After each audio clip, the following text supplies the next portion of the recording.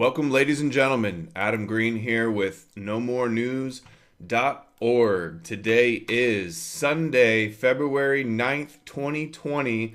Let's do a little Sunday Bible study, shall we? Today we are going to be getting into the origin story where the Jewish deep-seated hatred for white European Christians originates. This is one of the foundations of Judaism, and it really is the root cause to this ancient conflict in their minds. This is where a lot of the supremacist and spiritual hatred originates, and it is the story of Jacob and Esau. I'm not sure who's familiar with it. We're going to do a review of it. Here's a little bit of art and a more blurry photo. So a little background. After the flood, the story goes, after the flood, there was Noah's line of Shem, and it goes down to Abraham. Abraham had son Ishmael with Hagar, his maiden, and that became the Muslims. And then Abraham also had Abraham had Isaac, and he had Jacob and Esau, and that's where our story starts. The Jews believe that they worship the God of Abraham, Isaac, and Jacob. Dear people who've come to the God of Abraham, Isaac, and Jacob. The God of Abraham, Isaac, and Jacob.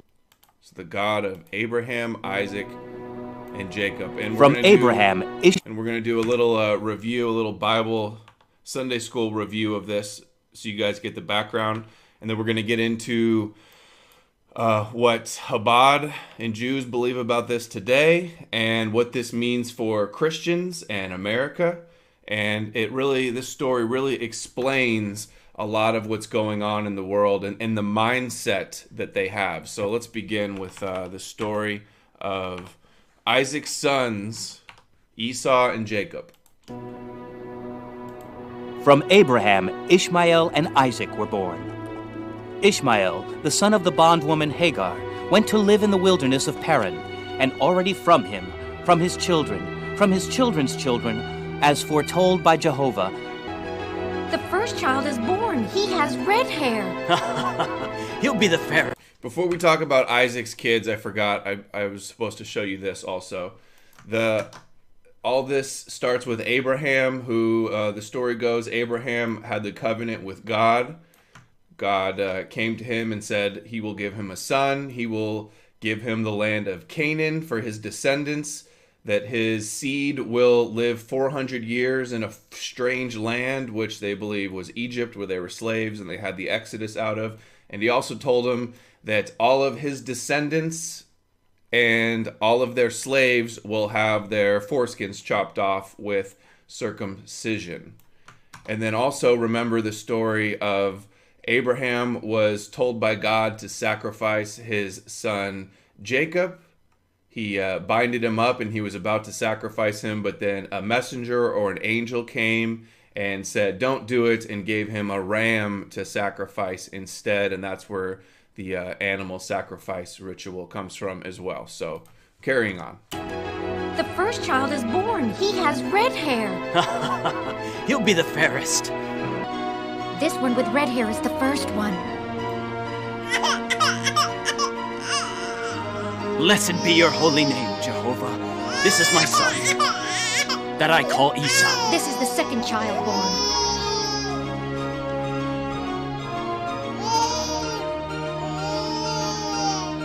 Blessed be your holy name, Jehovah. This is my son. Today I have circumcised him so that he too bears the sign of your covenant, Lord.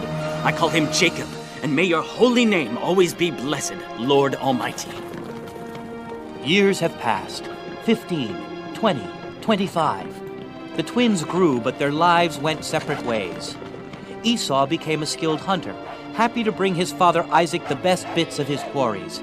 Jacob, on the other hand, became a shepherd, breeder of herds, horses, and camels, and he soon became a skilled merchant. A skilled merchant. You're going to notice a lot of the so-called anti-Semitic tropes and stereotypes actually originate with this story. Which pleased not only his father, but also his mother Rebecca, who saw the family wealth thanks to young Jacob. You've made a good deal, Jacob. Father, I am glad today. I made a good deal today, Father. So just a little sneak preview. Jacob eventually changed his name to Israel and went on to be the patriarch of all the Israelites.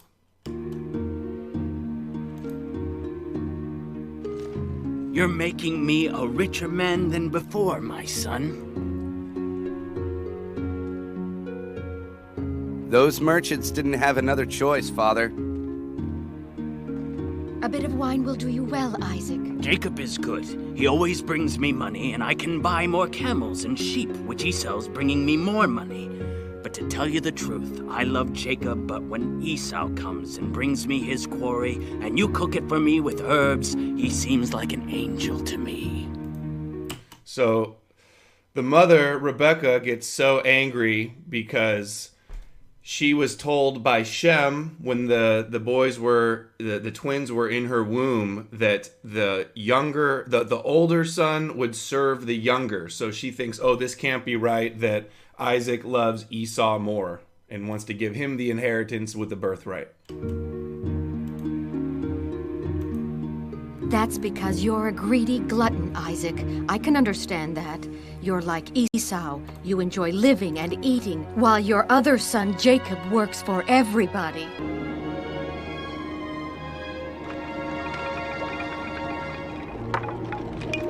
This is Esau's wife. And what are you Long-haired, cooking, blue-eyed. beautiful girl? It smells delicious. Thank you. Are you hungry, Jacob? Have you put the dates in the pot with the red lentils? Of course I have. I'll pour you a dish. And I'll eat it.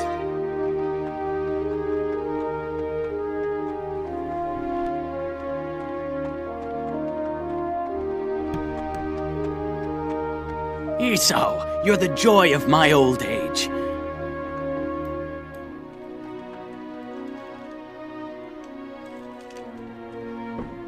Esau. I'm hungry as a wolf, Mother.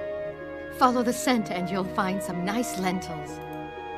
So Esau comes back from a hunt, and this was supposedly right after Abraham died, and I'll get more into that story later, but the mom, Rebecca, conspired with Jacob to cook this stew so that they could do this elaborate deception to steal Esau's birthright.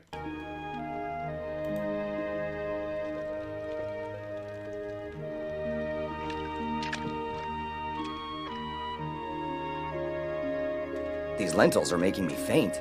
So you don't faint. It will be enough to eat, but you'll have to wait. How dare you tell Esau to wait? Esau never waits. Esau's a growing boy. He needs to eat. I am sorry, Jacob, but either you or him will have to wait. I'm hungry, Jacob. I am hungry. You really want my bowl of lentils? Of course I do. I'll give it to you if you like. What do you want in exchange? I want you to renounce your birthright, Esau. The birthright is meaningless while the lentils are delicious.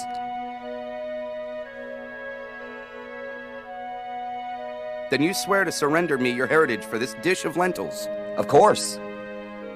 I will serve as witness. You are a good cooker, but you don't count. Then I will serve as You don't witness. count. Do you trust your mother, Jacob and Esau? Then the deal is done, my brother. The deal is done, brother. Here's the spoon and the lentils as well. I've waited way too much for these lentils. Then I'm the one who will inherit our father's herds and wealth. Certainly. As for me, I always carry my wealth with me, my muscles and my sword. So they like to portray Esau as like a dumb brute, and Jacob is the smart, tricky, deceptive one. I am happy. I am old and blind, but Jehovah has granted me a full life, and I'll have to leave you soon. But I am happy to leave my son Esau rich and powerful. He has always been so good to me. You will also have to leave a portion of your wealth for Jacob, too. Of course, but he doesn't need it. He's good. He knows how to sell and buy. He knows how to get rich. Another trope. Interesting that all of these supposed tropes and stereotypes that have been following them around everywhere they go since the beginning of recorded history. Now they say it's anti-Semitic to talk about these things. Meanwhile, they're all found in their origin stories. And it's like they haven't changed. They boast about being a stiff-necked people. So that's why a lot of these traits we still see persisting today.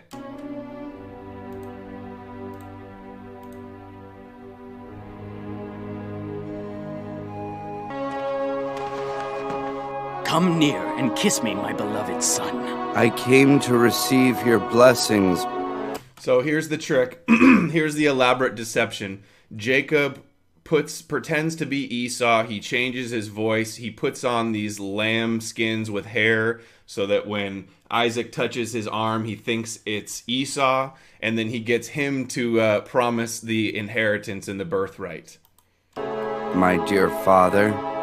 Your voice sounds a little bit different than usual, Esau. But I can feel it's you. This is the scent of my son, like the smell of a field that the Lord has blessed. I brought you your favorite dish, Father.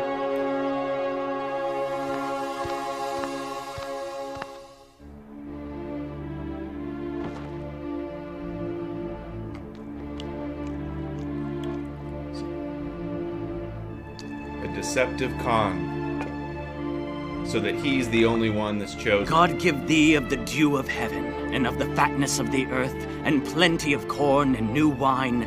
Let people serve thee, and races bow down to thee. Be Lord over thy brethren, and races bow down to thee. Supremacist much? And let thy mother's sons bow down to thee. Cursed be they that curse thee, and blessed be they that bless thee. Here comes Esau with his meal. Why do you bring me more food, Esau, my son? Because I want you to bless me and give me my due as firstborn, Father. I've already done so. I've already given you what I had. With my blessing, you've become rich, master of everything, and I've become poor. Then you have been deceived, Father. You must have blessed Jacob. Oh, no! Shut it down. I've made him your master. I've given him all his brothers as slaves and all that I have. Can't you bless me too? Do you have only one blessing, my father? You will serve your brother, but when you grow restless, you will throw his yoke from off your neck.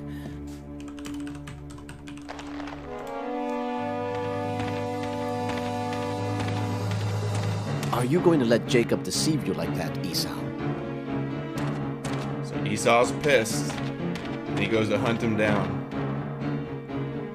Find me my brother Jacob. He will not escape from my anger.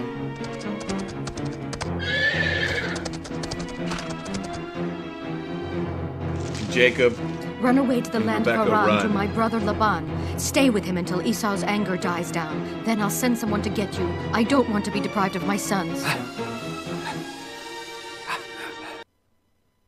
Okay, so there's the story. Now here's a little recap. Jacob and Esau were twins. They were different. Jacob tricked Esau. Esau sold his birthright for stew. Later, Esau wanted his blessing. Rebekah helped Jacob trick his dad Isaac. Jacob got Esau's blessing. Esau was furious. Jacob ran away, but God still blessed him. And that's a part of... Okay, now we're going to get into why this is so critical and important. Who is Esau nowadays? We have Esau is also called Edom. And Esau was red and hairy, and he became a wandering hunter. Jacob dominated him by deception. And Jacob bought Esau's birthright. When Isaac was dying, Jacob, with Rebekah's help, cheated Esau out of his father's blessing. And so the birthright is so important to them. They have their birthright trips where they take Jews from around the world and bring them to Israel. And you can see the Freemasonic one-eyed symbolism there with the Seal of Solomon hexagram, birthright. Chabad Lubavitch is the largest birthright Israel provider. And here's how Orthodox groups are taking over birthright and using it to target young U.S. Jews. So Esau, more on Esau. Jacob was a shy or simple man, depending on the translation of the Hebrew word tam, which also means relatively perfect man. So this gives us a view into their mentality, into their mindset of how they consider themselves, the line of Jacob, and how they view their ancient enemy, Esau. So they're relatively perfect. The name Esau means is Hebrew for sav, which means worthless. So they're perfect, we're worthless. Jewish commentaries have shed a negative view on Esau because of his rivalry with Jacob. The Midrash says during Rebekah's pregnancy, whenever she would pass a house of Torah study, Jacob would struggle to come out. Whenever she would pass a house of idolatry, Esau would agitate to come out. So they believe he was born evil, born an idolater. Jacob and Esau. Esau was born before Jacob, who came out holding on to his older brother's heel as if he was trying to pull Esau back into the womb so he could be firstborn. And the name Jacob means he grasps the heel, which is Hebrew idiom for deceptive behavior. How about that? Deceptive behavior. Esau marries 2 wives, both Hittite women, in violation of Abraham and God's injunction not to take wives from among the Canaanite population, and gets the sense of a headstrong person who acts impulsively without sufficient thought. So this is how they view Esau and Gentiles, that they act impulsively without sufficient thought. And these are the views and the stories that they use that shape their worldview even today. That's why it's dangerous. Jacob shows his willingness as well as his greater intelligence in forethought. So they think they're greater intelligence and forethought. And views of birthright, they also say it alludes to Jacob being thrifty, another trope. Esau is the ancestor of Rome, no doubt about it, according to them, and the Edomites. The children struggled in the womb, Genesis 25:22, and Yahweh said to her, 2 nations are in your womb, 2 separate people shall issue from your body. One people shall be mightier than the other, Esau, Rome, and the older shall serve the younger. So not only is God promised the world to Abraham, but then Jacob took it all for himself and stole it from Esau. The older shall serve the younger. This is where they get their desire, their aspirations for people, for Gentiles to serve them, which is just inherently supremacist, sociopathic, and megalomaniacal. Israel equals Jacob, and Edom is Esau, our brothers, and Israel will rule over Edom.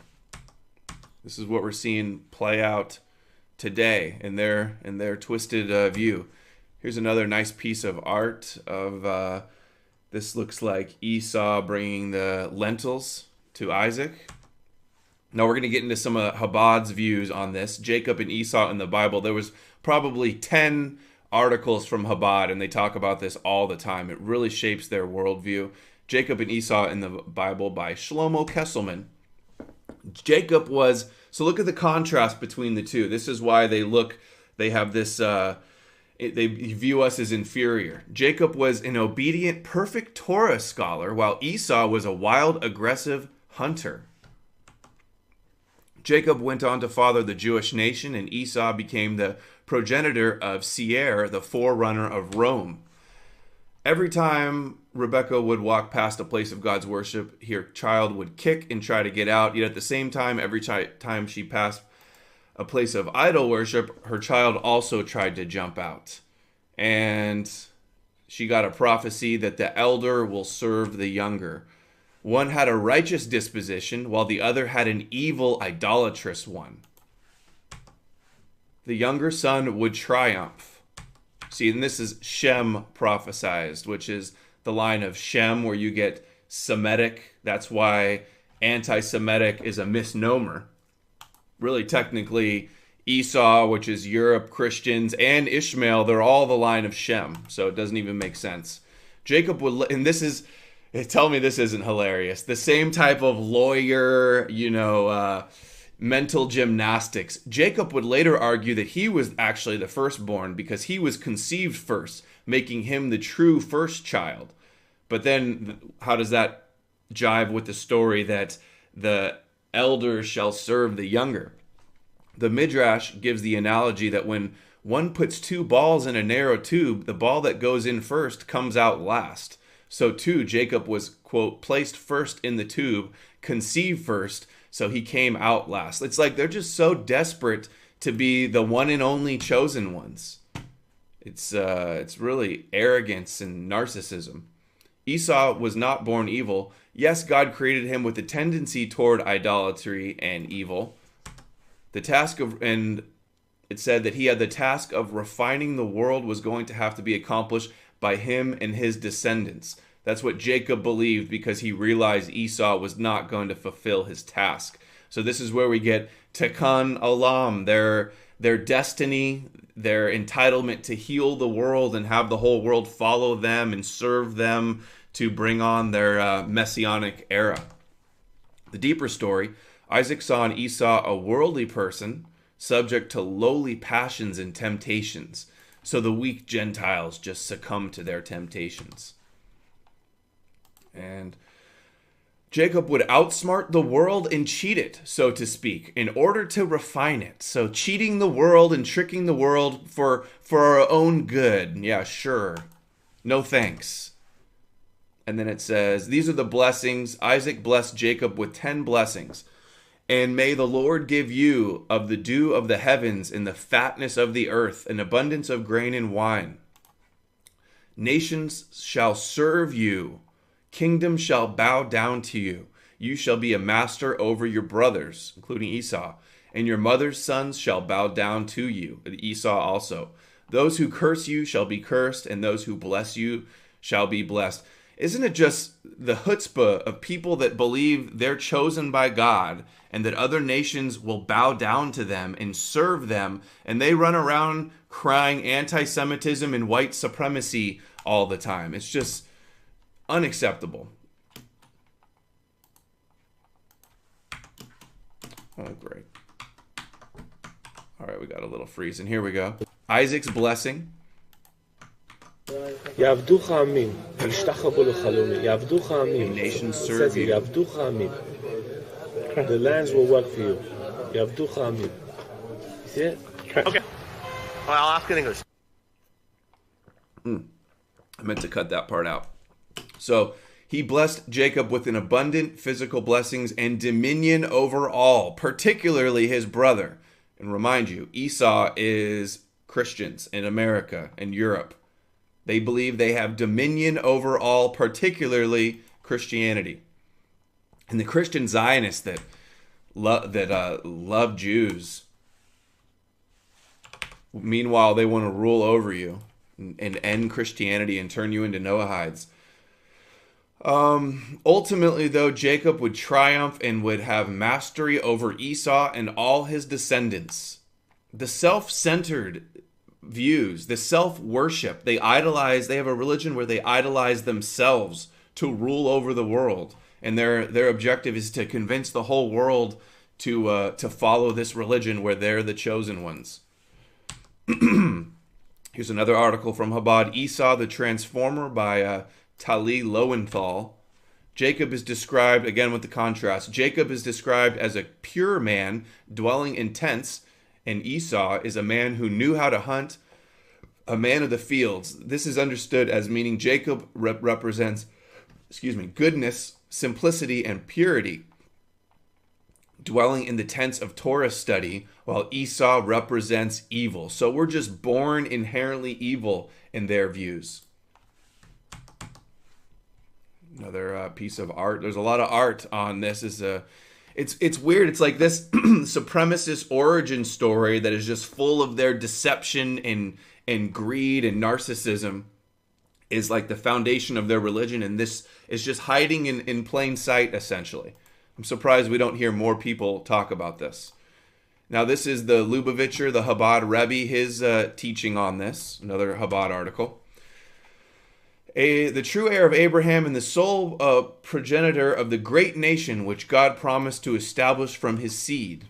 Esau's evil genes. They believe that we're just born inherently evil. Esau's wickedness seems predestined from the womb. Maimonides calls these two spiritual types the perfect pious and the one who conquers his inclinations. So that's Jacob. Oh, no. Jacob is perfectly pious, and Esau is supposed to be the one who conquers his inclinations. How do two perfectly righteous individuals, Isaac and Rebekah, produce an offspring who is evil from birth? It's the question that the sages try to figure out. Jacob sees perfection as the only desirable state of man, while Esau sees the struggle with imperfection as desirable in and of itself. So just all they do is sit around and talk about how the in-group, out-group preference, the us versus them, the we're superior, you're inferior, differentiating between the Jews and the Gentiles.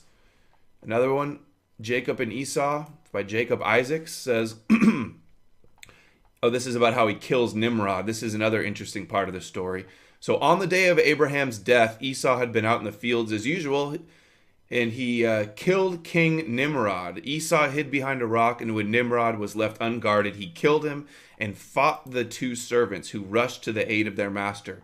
Esau escaped with King Nimrod's clothes. These were Adam's garments, which later became the property of Noah. Noah's son Ham, who is Nimrod's grandfather, had subsequently became their owner, and finally Nimrod had acquired them. These divine clothes had made Nimrod a powerful, skillful hunter, and mighty ruler over all other kings. And this is interesting. If Esau killed Nimrod, Nimrod was the king of Babylon, who built the king of Babel.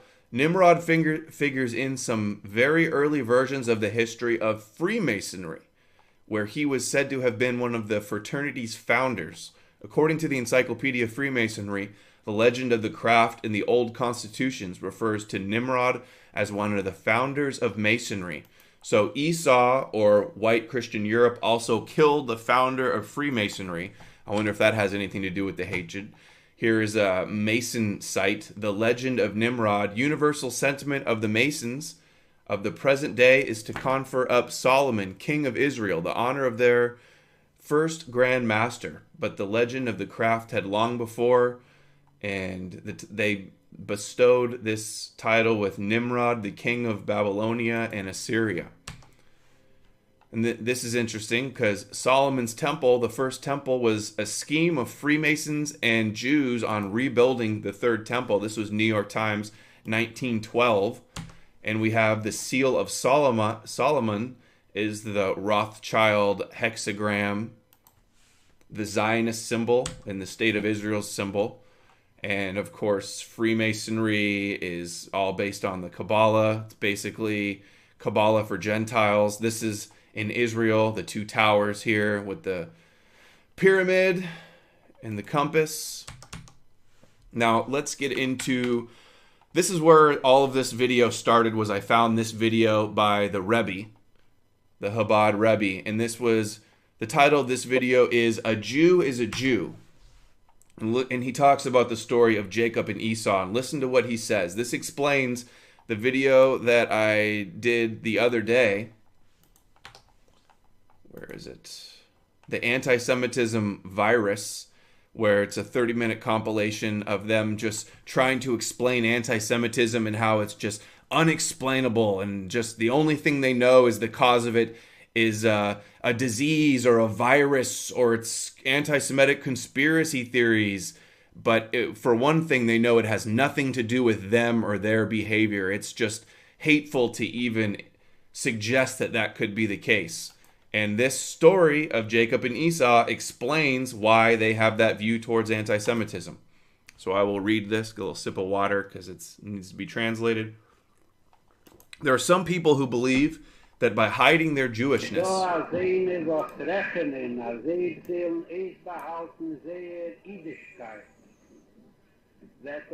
they will be protected from anti-Semitism. The explanation in the words of the sages: it is natural law that Esau hates Jacob. And it's like this story explains the proverb, the Russian proverb that they cry out in pain as they strike you. So they're saying it's natural law that Esau hates Jacob, and then they say, though, it's for no reason. They kind of forget the part that Jacob stole his birthright with deception. So it's natural law that Esau hates Jacob. So it makes no difference. Even if the Jacob imagines that his identity is hidden, the Esau will sense it, all the way down to the Jews' great-grandchildren. As we saw in our own generation in the persecution in Europe. Why does the non-Jew sense the Jew, even one whose family has been assimilated for several generations? Because a Jew, even if he has sinned, is still a Jew. No matter how many generations have passed, he still possesses a Jewish soul, a part of God above. So too, when the sages explain that Esau hates Jacob, Esau feels that Jacob is different than him because the fact that Jacob is different. See, they believe they're chosen, they're better, they have the Kabbalah spark that the Gentiles lack. It's just so supremacist. They idolize themselves is their religion. And the truth springs forth from the earth, although God himself declared that he had cast the glory of the Jewish people from the heavens to the earth. No one can destroy the Jewish spark within a Jew's soul. Every Jew, no matter who he is, and since it is the Jew's essence, since it is the Jew's eternal self, the non-Jew will always sense it. But to try to hide it amongst Jews is pointless. For they are a stiff-necked nation, and once they've been granted the gift to be chosen as God's inheritance,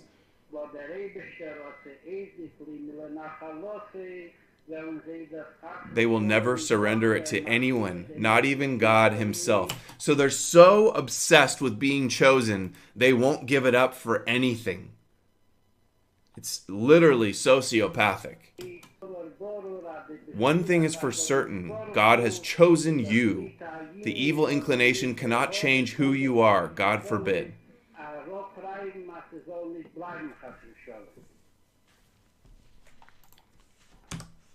And then how we have Chabad. Why does Esau hate Jacob? Why does Esau hate Jacob? But first we should ask, why does Esau exist at all? Why is there evil in our world? Why is there hatred and darkness? The bottom line is that Esau hates Jacob. No matter what Jacob does, Esau hates him. So no matter what the Jews do, we're going to hate them. That's why they can't explain it, and it's inherent in Esau or Edom or Rome or Christianity's DNA to hate them. And mind you, they always like to say, like in this last video I did, the anti-Semitism virus, they like to say, oh, this anti-Semitism, Christians don't like Jews because they killed Jesus. And that's where it all starts. Actually, Jacob stole Esau's birthright, and this conflict started long before Jesus came along in the story. It predates the Rome persecution. It predates the Amalekites. It predates Christianity. This conflict that they still obsess over comes before all of it. No matter what Jacob does, Esau hates him. This is why, says the Kabbalist, God created evil. Darkness exists so that it should be transformed into light, resulting in a luminance infinitely greater than light itself could yield. Evil exists to be exploited by goodness. So Esau exists to be exploited by Jacob or the Jews. The soul of Esau knows this, that he exists solely to serve his younger brother. That no matter how ferociously he resists this truth, that ferociousness itself will ultimately be Jacob's. That's why Esau hates Jacob so much, because he knows that his hate is not his own. How about that? So this hatred, they believe, so when we criticize them, we're anti-Semitic. It can't be because of their actions or what they're doing or their supremacy or anything like that. It's spiritual. And this is what the Kabbalah rabbis literally say. There are people that are born with an anti-Semitic feeling. They hate Jews. They don't know why, what for, where does it come from, but they can't stand them. I met such people too. The people in the world, they don't exactly know what's the reason for it, but feeling bad towards Jews is something natural. It's embedded in nature. Embedded in nature. See, this is why this is so dangerous. And really, this story should be, dangerous ideology. And this mindset needs a lot more scrutiny. No one can do anything about it. But it's something that truly comes from the very foundation of the world. That Jews are that group that bear inside them the plan and the program for the correction of the world. So, see, they're going to heal the world, and we all hate them for no reason. It's just all part of it. The way that they interpret everything that happens to them, according to their stories in the Torah, and the Talmud, and the Zohar, and Kabbalah, and Gematria, or numerology, it's just these stories shape their worldview, and it influences their actions, and it influences their behavior and everything. They look through the lens of prophecy, and it's just this really explains this mentality. With particular sensitivity, because it's something deep. Here, this is them in Congress talking about anti-Semitism. With particular sensitivity, because it's something deep, because it's something atavistic. It's something that's always with us. I think and that is why it may be a mistake to lump it in with, all other isms, all other antis. They're so supremacist that even they have to be the best at being hated. They need a special word. You can't just have racism. It's anti-Semitism. It's something spiritual. It's embedded in nature. It's just, this is just so repulsive. Because anti-Semitism is something that is just always with us and comes in strange waves and motions, and we need to be able to deal with it even if we can't fully understand it. You can't reason people out of anti-Semitism because no one was ever reasoned into it. See, there's no reason, it's nothing that they're doing. It's not their behavior. And then this whole story and everything these people are saying here is the same, another proverb, which is a Jew will tell you what happened to them, but they won't tell you why. So they just go, oh, it's embedded in nature that Esau hates Jacob. Well, Esau has a pretty good reason to be mad at Jacob. But you see, this isn't my thing. I'm not jealous. I'm not angry that they stole my birthright. I'm not jealous that they're the chosen ones and that that I have to serve them. Nothing like that. I'm just it's unacceptable that they believe this stuff, that they're supremacists, yet they go around projecting and pointing the finger everywhere that we're supremacists when we point this kind of thing out. Or just that they have ambitions and aspirations to rule the world according to these stories. All right, so now we're getting more into who Esau is, and without a doubt, they believe Christianity is Esau. So we have Esau's descendants compromise the nation of Edom. We're going to get into, I've covered it in the past, but what they believe will happen to Edom. Trump could initiate building of the third temple as the head of Edom. Interesting that Trump is red hair, orange skin, just like Esau. The rabbis believe he is the head of Edom, and he's going to help build the temple. No leader, and this is from Breaking Israel News, no leader in history has recognized Jerusalem as the capital of the Jews and Israel. He has already created a great tikkun, that's reparation, for the Christians throughout his unprecedented relationship with Jerusalem. Trump is the representative of Edom. Third temple will be built by descendants of Edom. Third temple will be built by the descendants of Rome, i.e. Christianity. And without a doubt, Netanyahu views America as the new Rome. I can't resist repeating this, but I'm going to. I said to the secretary that the last time Pompeo visited Jerusalem didn't end that well. So he's referring to the 63 BC siege of Jerusalem, Pompey the Great of Rome, his conquest of Jerusalem, however, spelled the end of Jewish independence and the incorporation of Judea as a client kingdom of the Roman Republic, and that was followed up by the siege of Jerusalem in 70 CE. The Roman army captured the city of Jerusalem and destroyed both the city and its temple, led by the future emperor Titus. But this is a different time. Rome and Jerusalem clashed over values with a great tragedy for the Jewish people. But the new Rome, the United States, views itself as a new Jerusalem. We visited the original city on the hill. We visited the hill. There is no greater friendship than the one between Israel and the United States. Let's go fast forward to the years. And then this is how much they really hate Rome. This was a top Zionist at CPAC this year. Let's go fast forward to the year 70 of the Common Era. The Roman Empire sent the Roman general Titus to march on the kingdom of Judah. Titus, who went on to become Emperor Caesar of Rome, vanquished Judah, conquered Jerusalem, and destroyed the temple. You see here the boulders toppled by the Roman legions, which tell the tale of that destruction to this day. You know, the Romans did not have Polaroid cameras or CNN, but to celebrate their victory over the Jews and the Christians, they created this relief.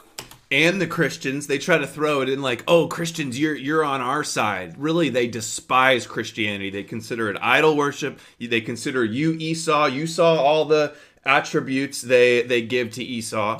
Which you can see if you visit Rome and go to the Arch of Titus. It's right around the corner from the Colosseum.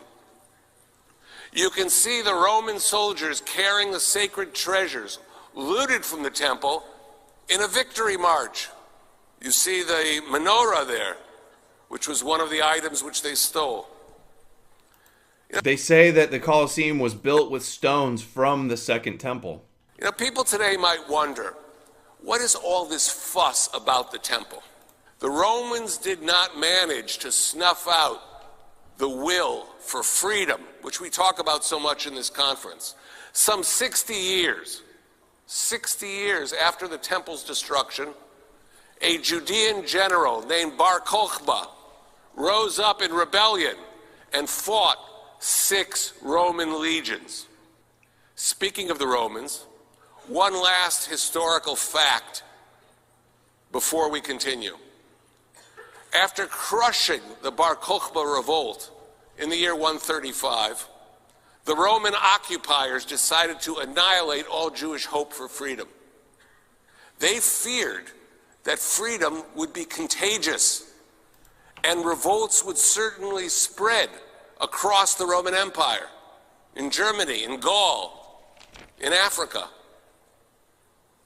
So they renamed Jerusalem Aelia Capitolina, and they also gave the land of Judea a new name, Syria Palestina. This is the actual origin of the name Palestine. This was a Roman deceit, an attempt to erase Judea from the world's consciousness. You know what? That was the methodology then, and that is also the methodology today, attacking our very identity. Today it's called the delegitimization of Israel. The Roman effort didn't work then, and we're not going to let it work now.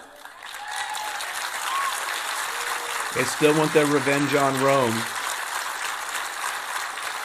They consider America the new Rome. You wonder where all this... Oh, I don't have the temple. The temple denier clip. I cut it off. Okay, so here's more on Edom. Christian repenting for Rome destroying the second temple. Some experts believe that President Trump fulfills many of the requirements of the leader of Edom that will make this happen. Like this rabbi here. Now, one of the things that we also know is that the whole concept now is that in the end of time, Esau comes back. He does tshuva. He does repentance. And I mentioned, I gave a whole shiur on that quite a while ago. A whole concept of Esau, that he comes back and why he does tshuva and so on. And that God is allowing him to be part of what's called the tikkun process to help the Jews, restore the Jews to their greatness. We know that. So Trump is helping Tikkun Olam restore the Jews to their greatness. So they believe that Esau will return and that they will either become righteous Esau and help them and become Noahides and help them build the temple. And then there'll also be another aspect of Esau that will be destroyed with the prophecies of Edom. Telling the truth in when it is, so here's Chabad.org, telling the truth in when it is permissible to be less than honest. There are some circumstances under which one is allowed to be deceptive in order to recoup losses that are owed to him. They believe the temple was taken from Rome, so they are allowed to lie. They are allowed to be deceptive and lie about getting back their temple from Rome and from Christianity and Esau. And then here's another article, Jerusalem Post, where a rabbi suggests that Trump is the Messiah for the nation of Edom, Christians. And he is the king of Edom, Trump. Some more rabbis saying Edom is America in Christianity. Just like the Torah says, Edom is going to come back again, Edom becomes America.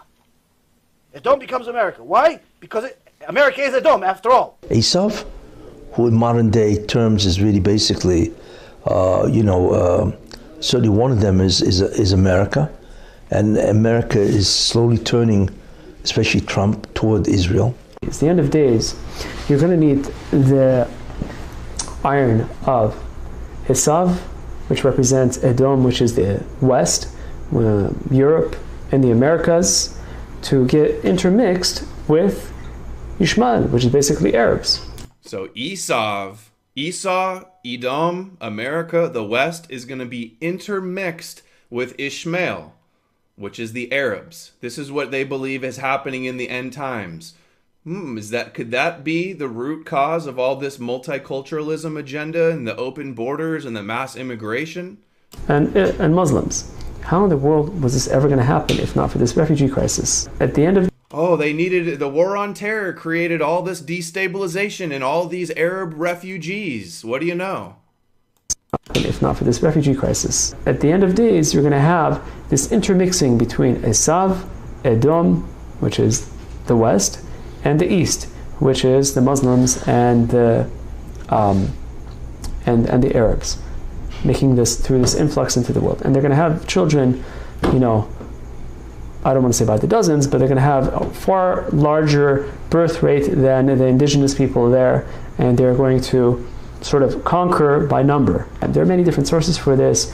One of them in Yehezkel, chapter 14, and many other sources as far as this is concerned, where it's mentioned very, very vividly what will happen to the Jews and what will happen to Yerushalayim and what will happen to the world at that time, where there will be many, many people killed and so on and so forth. So the idea of having these refugees come into Europe, it's no longer a matter of whether it's right or wrong.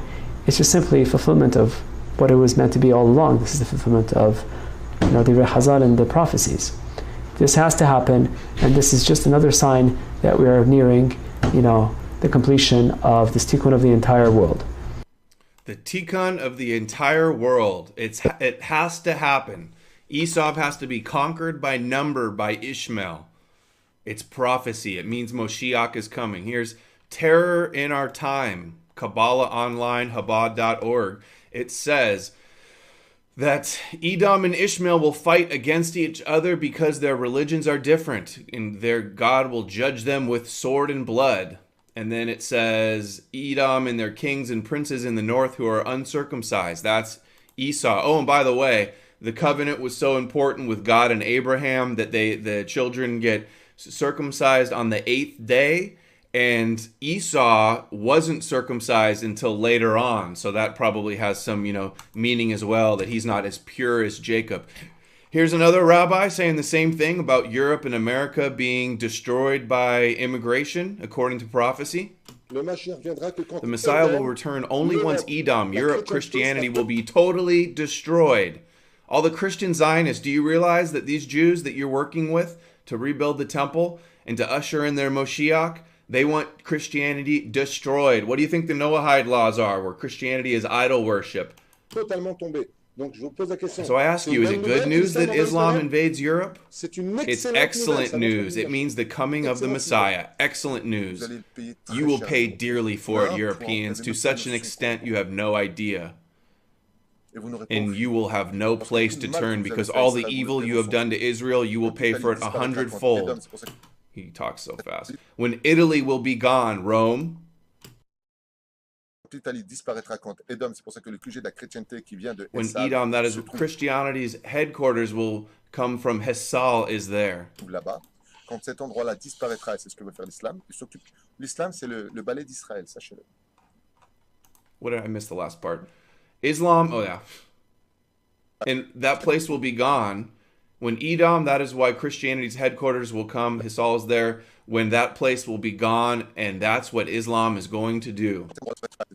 Islam is the broom of Israel. You have to know it. Israel is the broom of Islam. So now, a little bit more. Jewish American History Foundation, The Key of David, Origins of Edom, Babylon, and Rome or Christianity. It says, it is important to be acquainted with the genealogy of the Gentiles who were Esau or Edom. God declared that every one of the mount of Esau may or shall be cut off by slaughter. So God wants to slaughter us. There shall, slaughter the Christians who don't become Noahides and become righteous and serve them. There shall not be any remaining of the house of Esau, for the Lord has spoken it. The great wise men, Maimonides, one of them, Ben Shapiro's hero, all unite with the foregoing scripture testimony in saying that all the Gentile Christians are the seed of or children of Esau or Edom, and that the prophets did not only prophesy against the land of Edom, but against the seed of Rome or Edom. The West, Italy, Rome, France, Germany, England, and America, they're all the same. Babylon, Rome, Edom, and Christianity are synonymous. Who is Rome and so on? Who is Esau? Because Esau is not only a persecutory agent, but it's the greatest of all the persecutory agents. So they even believe that when they're persecuted, like I said, everything that happens to them in the world, they view through the lens of how is this, what does the Torah say about this? How is this prophecy? And these stories and these views are ingrained in their psyche over the generations. They're passed down generation to a generation. They indoctrinate their children in the yeshivas since they're young enough to talk and to listen. And this shapes their worldview and shapes their behavior and their actions. And it's deep-seated hatred for Christian Europeans, white people. And it all predates, it all originates with this story of Jacob and Esau. And it is the longest. It's been around with us, as not in the form of Rome, which I will mention, but it has been around for a long time, thousands of years. And therefore, Esau is the greatest of the persecutory nations, and it is the longest. It all started, of course, with Esau. It all started with Esau. And notice he say that we are persecuting them, which is, this is the origin of their victim persecution complex, where even when they're persecuted, they consider this some kind of special act of God punishing them for falling away for the Torah, to make them stronger, to make them greater, and it's all a part of prophecy to them. Interesting how that aligns with Theodor Herzl, the founder of modern Zionism, how he said that the anti-Semites will be our best friend, and that it makes Judaism stronger. Without anti-Semitism, Judaism wouldn't exist. They say it themselves. It's the key for them surviving through all of the years, is that they're persecuted and they're segregated and they're kept together, but really it's all just fulfilling of their own stories and their own prophecies. Esau became Edom, which is a nation. Edom became Rome. The Torah says Esau is Edom. The Gemara says, the Talmud says, that Edom is Rome, Zuroimi. Okay, but what's interesting, of course, is that God decided that he doesn't want a nation, or rather Rome, a nation, to be the greatest persecutory agent for the Jews, because that would mean that until the Mashiach comes, Rome has to be the major dominant force or nation in the entire world. And God does not want that. As it is, Rome was, a nation for at least probably close to 1,000 years. And then the one in Constantinople went even another 1,000 years after that. So what God did, which is interesting, he changed the form of Esau. Instead of it being Rome, it became Christianity. The concept of Esau as Edom and as Rome was changed, transformed into a religion. So therefore, any nation that has that religion can be considered Esau. See? So therefore, it's not one nation that is now 2,000 years or whatever, but it is a religion, and any nation that has that religion predominantly is called Esau. And that's what happened, you see. So Christianity, of course, ultimately became Western civilization. So Esau today is really Western civilization. So they hate the West. This is why they literally want to destroy the West and rule the world and have Esau and Edom serve them. Because Western civilization is basically Christian. And therefore that is considered to be Esau. Esau was a pleasure-seeking individual, tremendous. Okay. And therefore that characteristic is taken over, the pleasure aspect is taken over by the United States. I see somebody in the chat saying over and over again, these are fake Jews, they're not real Jews. I've talked about the Khazar theory. I've talked about Revelation 2:9 and 3:9. That is really irrelevant because they believe they're real Jews. They believe all this stuff. I'm talking about what they believe. These stories that shape their mentality, their supremacist ideology that they're playing out in the real world. That's what we're talking about. It doesn't matter what you think. It doesn't matter what Islam thinks. It doesn't matter what the Christian Zionists think. It matters what they believe. We're talking about what they believe. That's what matters. Not what I believe, what they believe. And the other aspect, which is that Esau is also an imposter, is Europe. Because fundamentally, Europe that preaches peace and loving kindness and all that has probably killed more people in the name of Christianity than all other religions combined. So what are we looking at? We're not looking at a religion of peace. We're looking at a religion that has killed unbelievable amount of people. We know Esau. They hate Christianity so much. These Christian Zionists that just love the Jews and, oh, let's help the Jews and they're the chosen people and let's help them build their temple and stuff. They hate you so much. They want you dead or they want you to serve them. And they want Christianity wiped out. Edom and America and the West wiped out. We know Esau is always defying the righteous and in what is good and righteous and so on. Europe, of course, which is basically Christian, they deny the Torah because they say God gave a new Torah, which is called the New Testament. So what they think of the deny New Testament. They hate the New Testament so much. New Torah, which is called the New Testament. So they deny what they call the Old Testament. Of course, there's nothing old about that. They deny the whole concept of Torah as legitimate, and that now it's replaced, of course, with the New Torah, New Testament. So therefore, they deny Torah. You see. And what is interesting is that the United States, and we know that, is now becoming more and more anti-Semitic. There's a tremendous rise in anti-Semitic activities and so on, you know. So in a certain sense, the USA, in that form of anti-Semitism, is denying Jews. That's what anti-Semitism is. It denies Jews. You see. Anti-Semitism means opposing your own enslavement, opposing your own extermination. To say, I'm not going to serve you. It's like I've said, it's not just going to be illegal to criticize them. If they have their way, it'll be illegal to not worship them. And what they think about Christianity, I just did a video on the backup channel the other day. Is it anti-Semitic to oppose the Noahide laws? These Christians that say, oh, Noahide laws, they're nothing to worry about. You know, you'll be able to worship Jesus. Christianity, Noahides pose no threat to Christianity. You heard what the rabbi said about the New Testament. They burned the New Testament. You're not allowed to preach the New Testament in Israel. And what if you think that under the Noahide laws you'll be allowed to be a Christian and you'll be allowed to believe in Jesus, you are duped. So therefore, we have an understanding of who Esau is, who he was, who he continues to be, who he is now, and this, of course, is very important. What the Baruch Hashem has allowed, as I've mentioned many times, he has taken a figure, Trump, right? And he's allowed him to be, right, a messianic figure.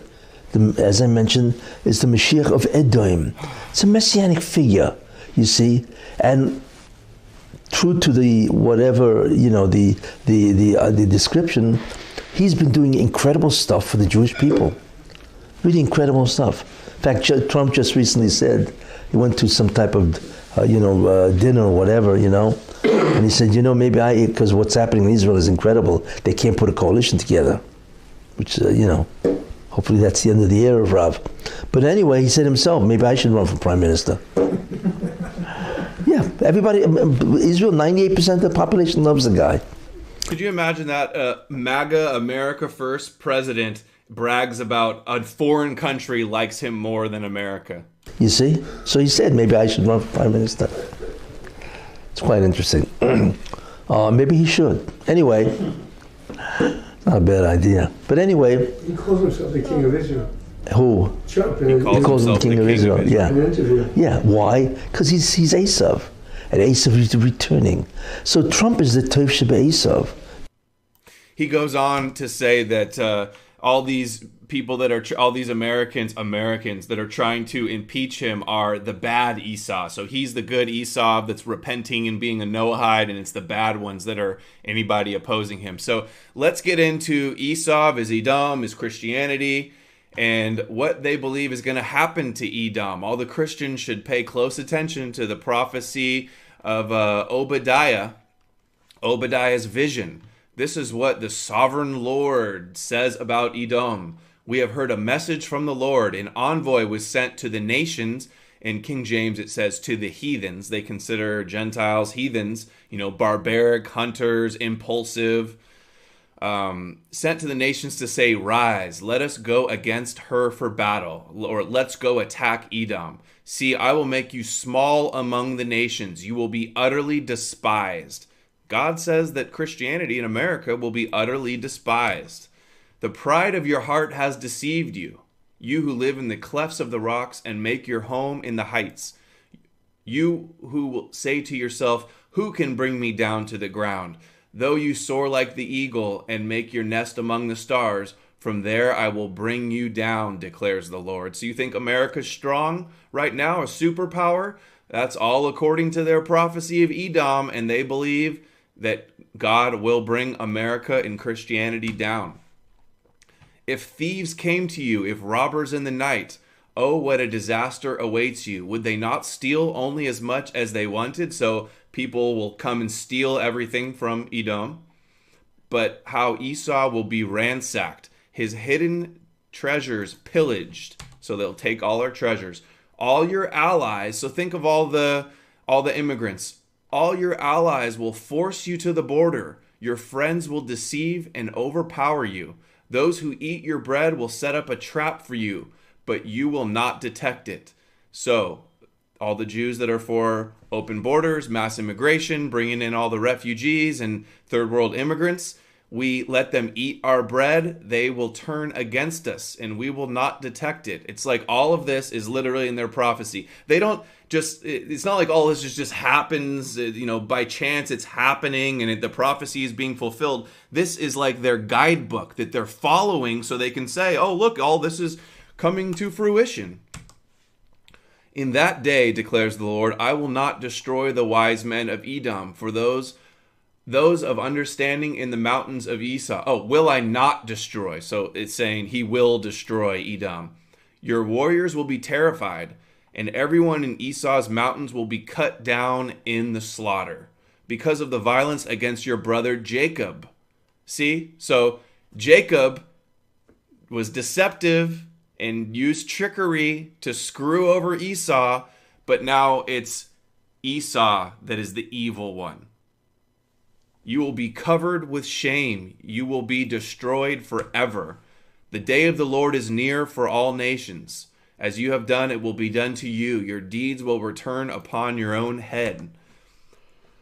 But on Mount Zion will be deliverance. It will be holy, and Jacob will possess his inheritance. Jacob will be fire and Joseph a flame. Joseph was one of Jacob's top sons, Joseph and Benjamin. The tribes, Jacob's sons were the 12 tribes of Israel, with Joseph and Benjamin being the most powerful, I believe. Esau will stumble, and they will set him on fire and destroy him. So the Jews will set Christianity on fire and destroy it. There will be no survivors from Esau. The Lord has spoken. This is also in the book 1932, The Jewish Utopia by PhD Michael Higger. It says, promise God and Israel to reject idolatry and idol worship in every form. They consider Christianity idol worship. Their rule on the unrighteous nations as typified in the traditional Esau, who persists in their wickedness and injustice, will not share in the ideal era. Their rule will be destroyed and will disappear from the earth before the ushering in of the millennium.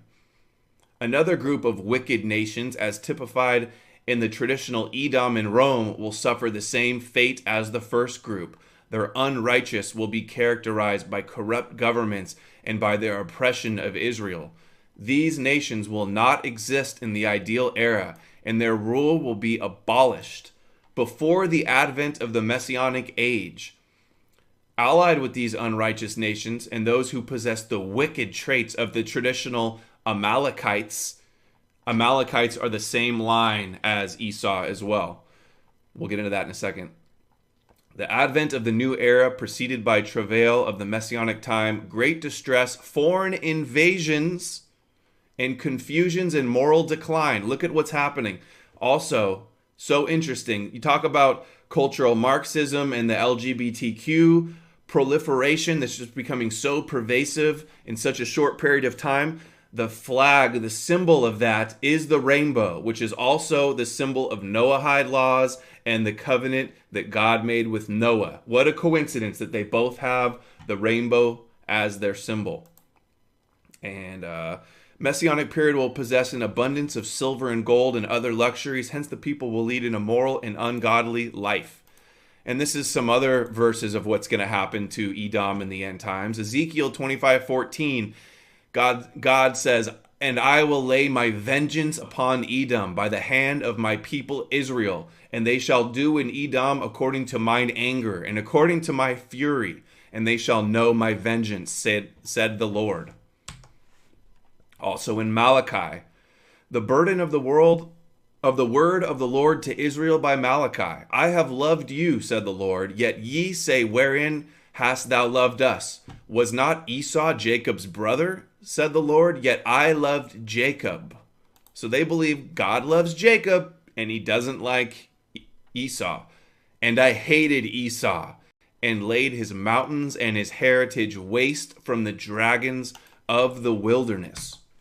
Edom may say, though we have been crushed, we will rebuild the ruins. But this is what the Lord Almighty says. They may build, but I will demolish. They will be called the wicked land. A people will always under the wrath of the Lord. And then some more just general Gentile, anti-Gentile supremacy. The men may bring unto the forces of the Gentiles, and so the kings of the Gentiles be brought to bow down to Israel. For the nation and kingdom that will not serve thee shall perish. Ye, those nations, shall be utterly wasted. And they say that it's an anti-Semitic conspiracy theory that they want to rule the world. Meanwhile, all you have to do is read through their sacred texts, and it's everywhere. Their whole religion is about ruling the world. And I got attacked by the SPLC. They said, anti-Semitic conspiracy that there's a secret plot to rule the world. Yeah, it's not so secret. It's just anybody that talks about it gets shut down by the ADL. Isaiah 61:6. But ye shall be named priests of the Lord. Men shall call you the ministers of our God. Ye shall eat the riches of the Gentiles, and in their glory shall ye boast yourselves. It's very nice, huh? They want to eat the riches of the Gentiles. Isaiah 60:16. Thou shalt also suck the milk of the Gentiles, and shalt suck the breast of kings. And thou shalt know that I, the Lord, am thy Savior and thy Redeemer, the mighty one of Jacob. And one more, Luke 21:24. And they shall fall by the edge of the sword, and shall be led away captive into all nations. And Jerusalem shall be trodden down by the Gentiles, until the times of the Gentiles be fulfilled.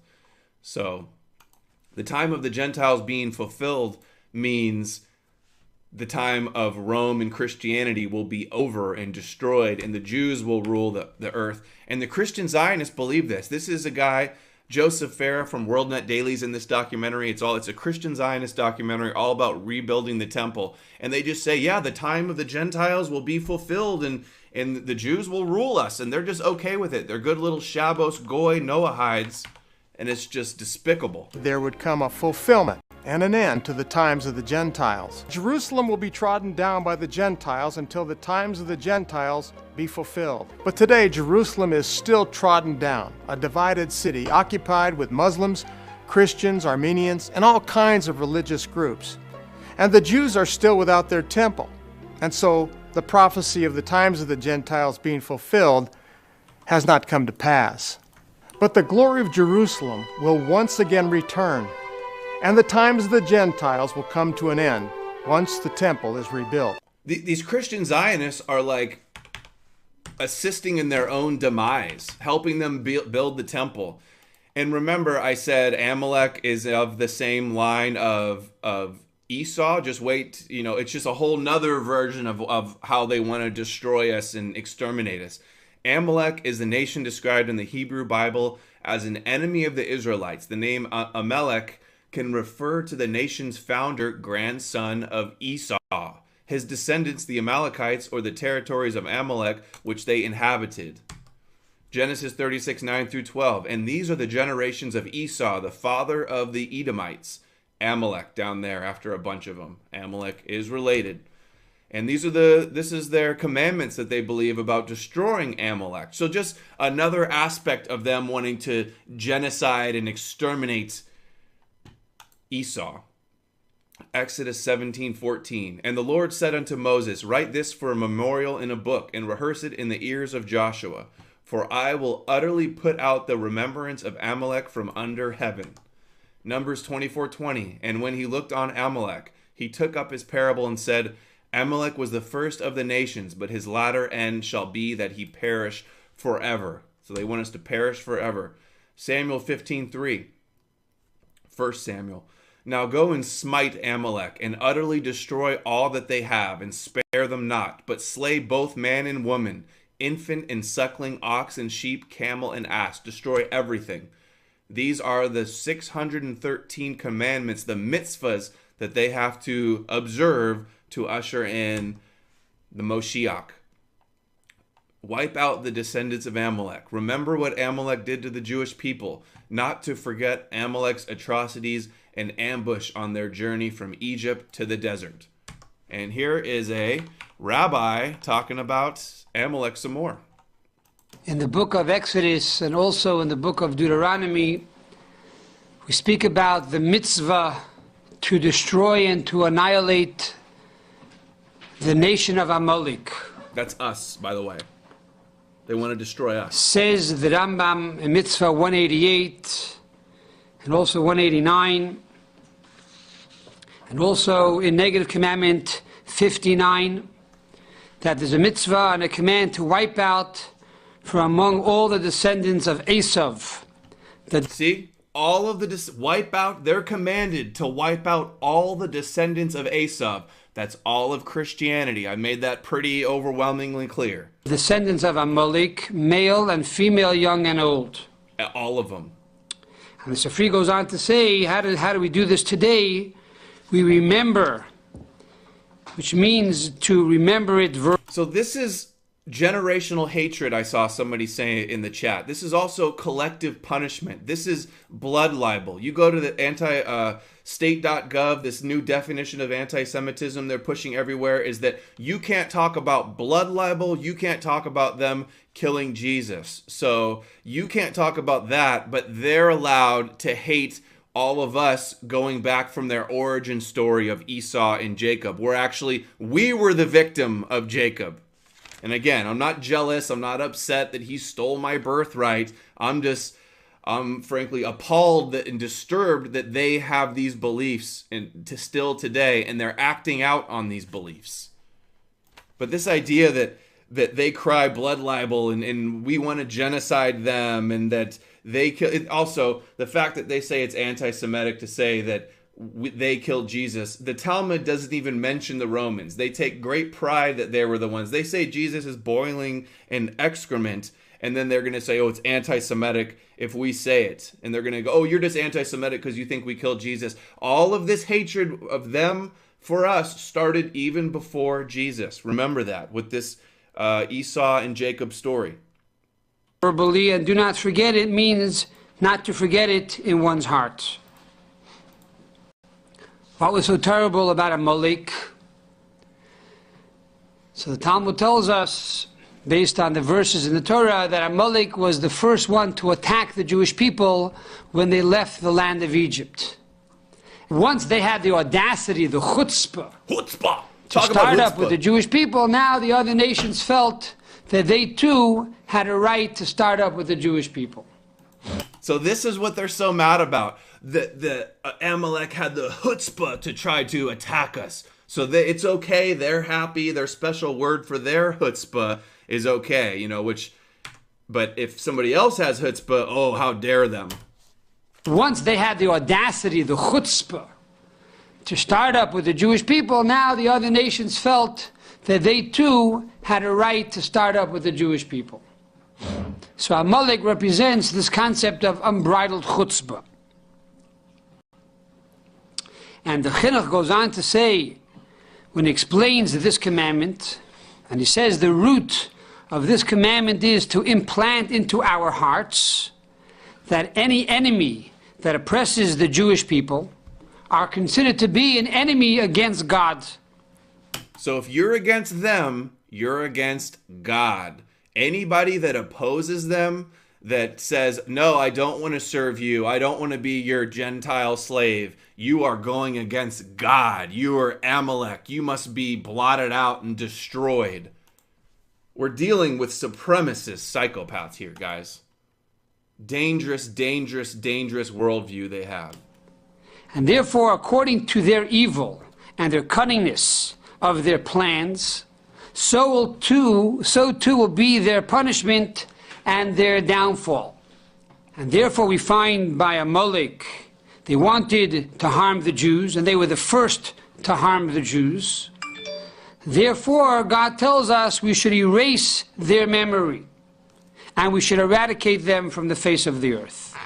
They want to eradicate us from the face of the earth. The Jewish privilege that they get to go around believing these things and saying these things and actually acting out these things, their entitlement that they're to rule the world and they're destined to heal the world, which means heal it by ruling over and having the Gentiles serve you. It's just preposterous. It's unbelievable. I feel like I'm in the Twilight Zone with like an alien species has come down and taken over control of anything, and hardly anybody's willing to speak out against it. The Rambam says that there are 3 mitzvahs that the Jewish people were commanded to do when they entered into the land of Israel.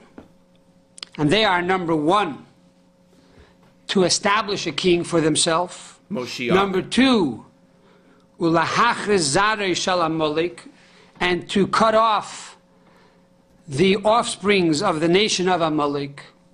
And number 3, cut off the offsprings. Abortion, trying all the propaganda in the media telling white people to not have kids. The idea that white kids and white people are just inherently racist. You wonder, where does all this anti-white propaganda come from? Seems like, the fellow white people thing, talking about white privilege, white guilt, white supremacy. This is all Kabbalah projection coming from these people. And this is where it all originates. There's no disputing it. There's no debating it. It's just proven beyond any doubt. The Livnai's Beis HaBechira, and to build a holy temple. And then build the temple. Why these 3 mitzvahs in this order? First, establish a king. Then, number 2, to destroy Amalek. And number 3, to build the holy temple. But from here we see that in order for the holy temple, which is a meeting place between man and God, to be complete, you first need to establish for yourself a king, and number 2, to destroy Amalek. The throne of God is incomplete until we destroy Amalek. And the word Amalek is the gematria of Safek. If you add up the letters of Amalek, Ayin, Mem, Lamid, Kuf, it equals 240. The number 240 is the same number as the word Safek, which means doubt. What is Amalek?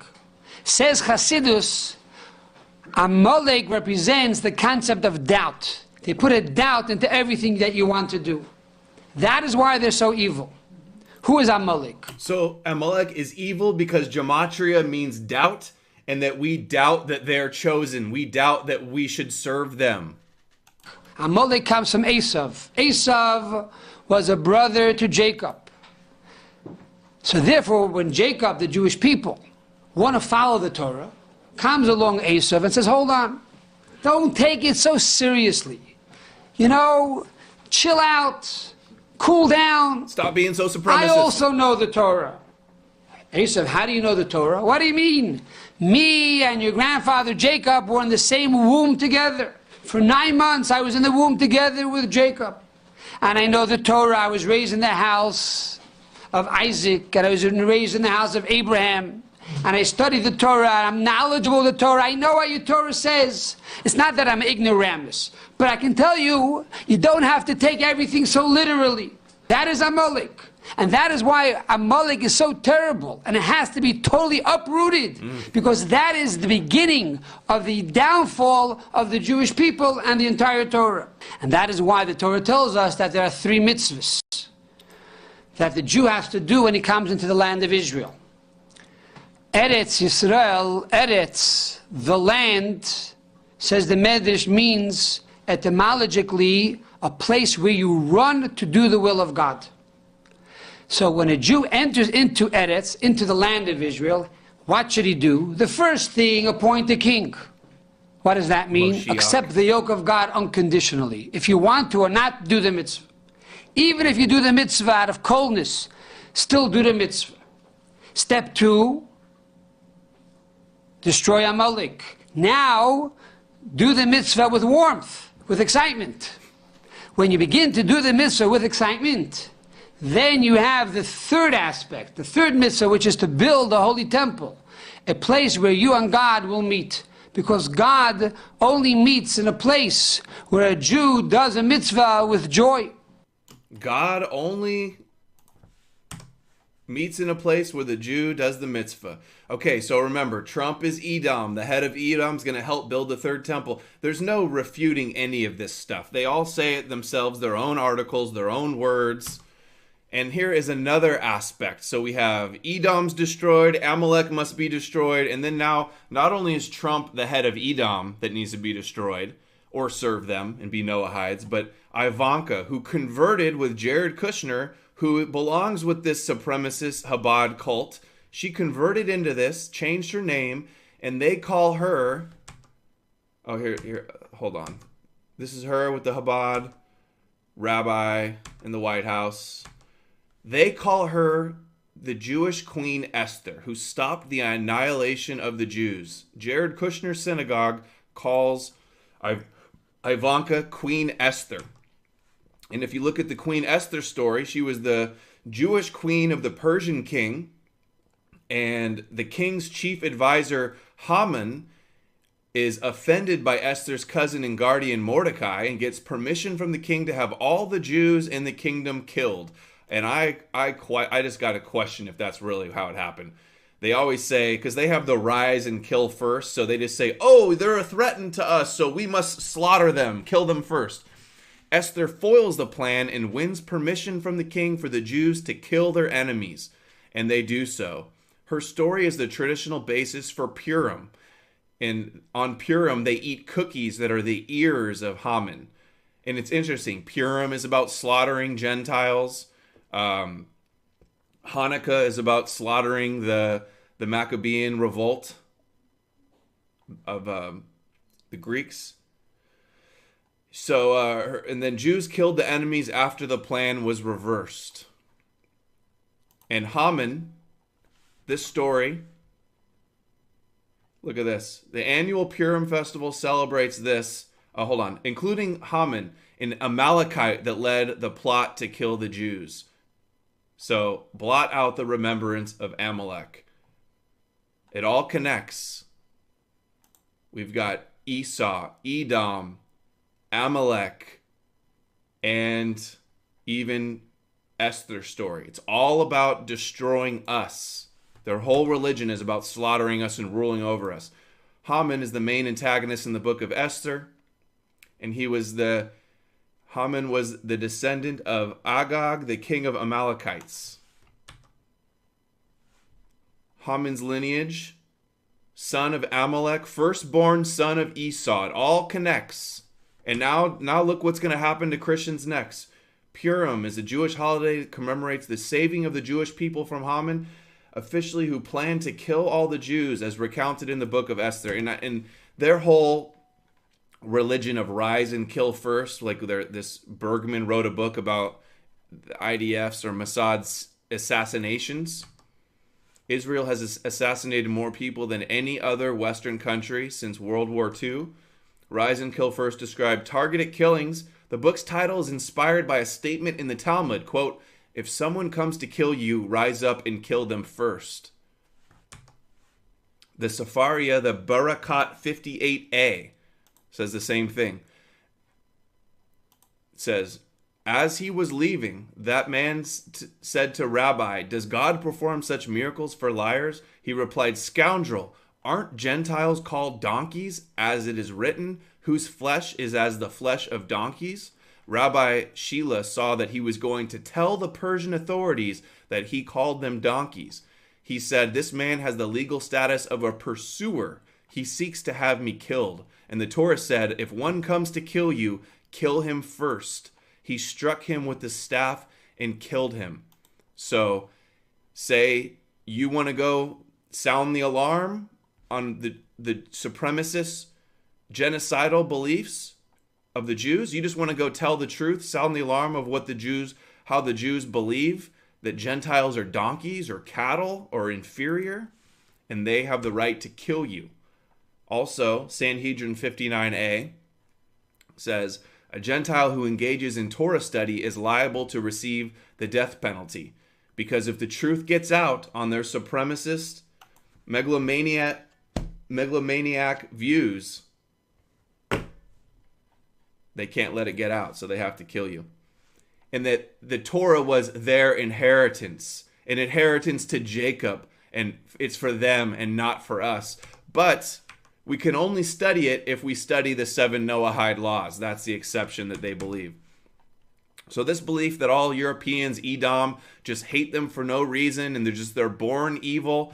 Here's Josh Hammer. He is a editor at the Daily Wire for Ben Shapiro, who loves Maimonides, so it's no surprise he believes this. Jew hatred is inherent in the European DNA. Well, who hated who first? If you look back at the story of Esau and Jacob, and he's able to say that. He did delete it actually because he was getting such blowback. But he's the editor at large at Ben Shapiro's Real Daily Wire, and he says, "I am Jewish. Proudly, I advocate every single day of my life for the Jewish people and for the Jewish state of Israel." What if a white person said, "I am white," or "I am German. Proudly, I advocate every single day of my life for the German people"? They will call you a Nazi, they will call you Hitler, they will call you a white supremacist, but the double standard and the hypocrisy, they're able to get away with it. And they hate Europe so much. Here is a Jewish fellow talking about how much he hates Europe. Your worst enemy today is not the Muslim world. Even today with ISIS and all that nonsense, they are killing each other, by the way. Your worst enemy is the European world. They are the ones who made you illegal. They are the ones who you call conquerors. By the way, it was the Red Cross who started this. They are the ones who stoke the flames of hatred against you. Both in the Muslim world, this is the bitter truth. These white people with their intelligent and beautiful culture, they are the ones who hate you most. And I am speaking to you as an outsider because I don't live here. They are the ones who murdered the most Jews. They are the ones who lust for murder continues to burn inside them. How much are these guys projecting? How much are they hypocrites? They're such liars. It just makes me sick. This is the bitter truth. When you go and read anti-Semitic literature in Arabic, most of it translated from European anti-Semitic literature. So they're just the truth about what they believe. This is the bitter truth. And I say this to all you right-wingers. Forget about the Muslims. Go after the root of the problem. It's not pleasant. Your families came from Europe. But remember, the Europeans also murdered your grandparents. The culture of the white man, the Westerners, is terrifying and horrible. Steeped in love for mankind and hatred for the Jews, not in love for mankind. Forget about the Muslim problem. You won't solve the problem until you look at these people, these human rights geniuses. Show them the bitter truth by holding up a mirror. God, everything that he just said, he needs a mirror in front of him. The fate of the Jewish people will be decided, unfortunately. Amazing. The Jews, in fact, do need to all leave Europe. What would be the most Jewish thing for the last Jew to do? The most appropriate, fitting thing? One said that the last thing that a Jew should do when he or she leaves Europe is spit. I mean, I think that if the Jews' last sigh. Yeah, well, exactly. But if ultimately Europe needs Jews more than Jews need Europe. You know what? I don't really care if Europe needs Jews. I'm not. Jerusalem, judge to Jews, don't spit on Christians. Jewish extremists attack rattle Christians in the Holy Land. Ultra-Orthodox Jews must stop religious abuse. Christians in Jerusalem, Old City, under threat from settlers. Israeli Jewish settlers. Ultra-Orthodox spitting attack on the Old City clergyman becoming daily. Spitting incident fuels debate on intolerance. Spitting on Christian clergy by ultra-Orthodox Jews is a relatively common occurrence in the Old City. And in Israel Shahak's Jewish History, Jewish Religion, it says, in the most important section of the weekday prayer, the 18 blessings, there is a special curse originally directed against Christians. May the apostates have no hope, and all the Christians perish instantly. In the 14th century, it was softened into, and may the apostates have no hope, and all the heretics perish instantly. After the establishment of Israel, the process was reversed, and many newly printed prayer books reverted to the second formula. Now they pray daily that the Christians must perish instantly.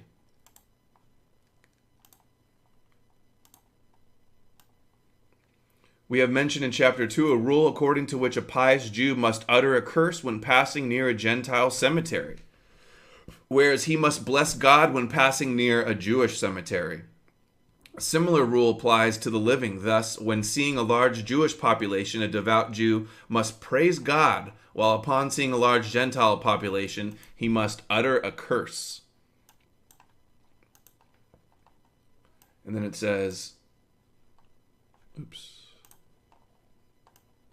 this is from Israel Shahak, Jewish, wrote this. Churches and places in practice customary. Okay, it became customary to spit usually 3 times upon seeing a church or a crucifix. Sometimes insulting biblical verses were also added. There's also a series of rules forbidding any expression of praise for Gentiles or for their deeds, except where such praise implies an even greater praise of Jews and Jewish things.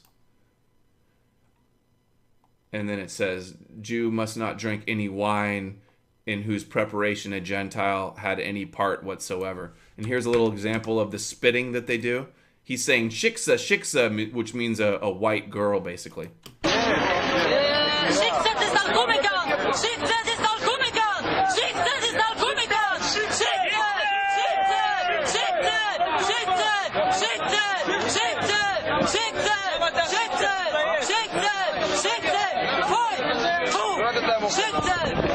And he spits 3 times, but I'm not playing the whole clip. So they want to wipe out white people. It's according to their prophecy, and we're seeing all of this play out right now. And they'll, of course, as they use their secret 1-2 punch to dismiss everything, they call it an anti-Semitic conspiracy theory. I just showed you their plan to destroy Christianity, the West, white people, Esau, Edom, the Amalekites, all of it. They call it a white genocide, a conspiracy theory, linked to neo-Nazi, alt-right, white nationalist supremacist ideology. That the chutzpah of these people to even try to say any of this stuff. The white extinction conspiracy theory is bonkers. Yeah, after Farhad Manju, you should watch this video and tell me that all of this is bonkers. Prove any of it wrong. Sacha Baron Cohen at the ADL. Online conspiracists promote the despicable theory of the Great Replacement, that white Christians are being deliberately replaced by Muslim immigrants. Americans will vote for president while trolls and bots perpetuate the disgusting lie of a Hispanic invasion, of the Great Replacement, that white Christians are being deliberately replaced by Muslim immigrants. That white Christians are being deliberately replaced by Muslim immigrants. Where is my clip of the Jew saying it? We're going to watch it again just to prove this idiot wrong. It's the end of days. Yishmael, which is basically Arab, is the West, Europe, and the Americas to get intermixed with Yishmael, which is basically Arabs and Muslims. How in the world was this ever going to happen if not for this refugee crisis? At the end of days, you're going to have this intermixing between Esau, Edom, which is the West, and the East, which is the Muslims and the Arabs, making this through this influx into the world. And they're going to have children you know. So I got the clip of them saying it. I show all of the Hebrew, the Torah basis for it. I read you all of show you the clips of the rabbis saying it. And this fraud, this liar sits up here and says it's a conspiracy theory. I think there's a resurgence of anti-Semitism because at this point in time, Europe has not yet learned how to be multicultural. And I think we're going to be part of the throes of that transformation, which must take place. Europe is not going to be the monolithic... it must take place because it's their prophecy. It's their destiny to do this. Societies that they once were in the last century. Jews are going to be at the center of that. It's a huge transformation for Europe to make. They are now going into a multicultural mode, and Jews will be resented because of our leading role. But without that leading role and without that transformation, Europe will not survive. Amazing. And then they tried to say, oh, she's just some fringe person. What she says doesn't matter. But then she went and met up with the Rothschilds in Israel for this common destiny initiative. Their common destiny to rule the world and destroy Edom and Esau. And this was under the divine order of the president of Israel. And she's meeting there with... their common destiny in an effort to strengthen global Jewry. But there's no international conspiracy. There she is meeting with the founder of Israel, the Rothschilds, Barbara Specter from Sweden there, and many others. And then, of course, they got strong. They're very ethnocentric in Israel, and that they shall dwell alone, and there's all the verses for that. Meanwhile, in America. And we are saying, yes, we will love our neighbor. Last week, Hayes organized a letter signed by over 1,200 rabbis. Can you imagine getting 1,200 rabbis to agree on one thing? But agree they did. The one thing they can get 1,200 rabbis in America to agree on is to bring in all the immigrants. Open up, have no limit on immigration.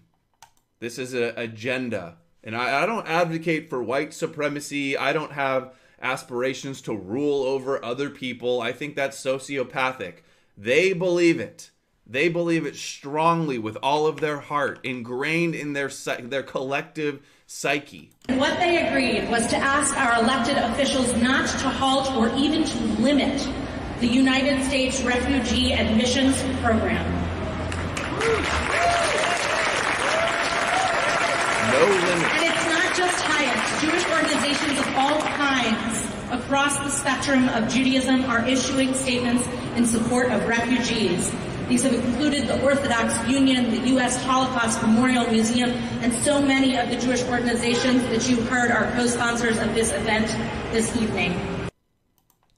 So in their own words, it's just, this is the Jewish agenda. U.S. Jewish groups visit the detention centers. They want to pull on your heartstrings so you open up the borders.